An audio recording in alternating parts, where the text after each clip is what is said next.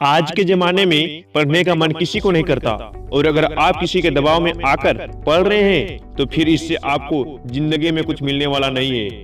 आप अपने पेरेंट्स के दबाव में आके पढ़ तो लोगे, स्कूल कॉलेज पास भी कर लोगे, लेकिन जब तक आपके मन में पढ़ने की इच्छा नहीं होगी तब तक आपका पढ़ना बेकार है। तो दोस्तों, आज की इस वीडियो में आप सबको बताऊंगा कि पढ़ाई में मन कैसे लगाएं। तो दोस्तों, आजकल स्कूल कॉलेज में पढ़ाई में इतना कंपटीशन है कि अगर आप 40% या 50% मार्क्स से पास होते हो तो आपको कोई नहीं पूछता। कॉलेज में एडमिशन के लिए भी आपको हाई परसेंटेज चाहिए, वरना आपको कोई भी कॉलेज एडमिशन नहीं देता। हाँ, वो तो बात अलग है कि आप डोनेशन देख के कॉलेज में एडमिशन ले लो। तो ऐसे में आप जब तक पढ़ाई में मन लगा के नहीं पढ़ोगे तो आपका पढ़ना बेकार है। तो चलिए मैं आपको अच्छी पढ़ाई करने के फायदे और नुकसान के बारे में थोड़ा सा बता देता हूँ और कैसे आप पढ़ाई में मन लगा सकते हैं। तो सबसे पहले बात करते हैं कि पढ़ाई में मन लगा के पढ़ने के क्या क्या फायदे हैं।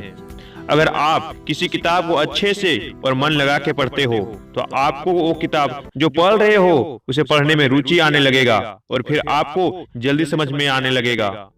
दूसरा बात है यही है कि अगर आप ध्यान लगा के पढ़ते हो तो आपको कोई भी टॉपिक जल्दी से याद हो जाएगा।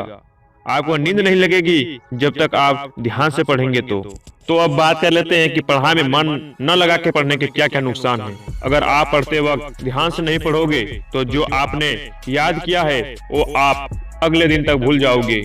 अगर आप पढ़ते वक्त इधर उधर ध्यान दोगे या ध्यान से नहीं पढ़ोगे तो आपको पढ़ाई में बोरिंग लगने लगेगा। आप जो पढ़ रहे हो उसे याद करने या समझने में आपको टाइम लगेगा। अगर ध्यान लगा के नहीं पढ़ोगे तो आपको नींद आना शुरू हो जाएगी। अब आप दोनों के बीच में अंतर इस तरह से देख सकते हो। अगर आप जब पढ़ रहे हो अगर उस वक्त अपने पढ़ाई में ध्यान नहीं लगाया तो आपको क्या क्या नुकसान हो सकते हैं। तो नुकसान सहने से अच्छा है कि पढ़ते वक्त हम अपना ध्यान सिर्फ और सिर्फ अपने पढ़ाई में लगाएं।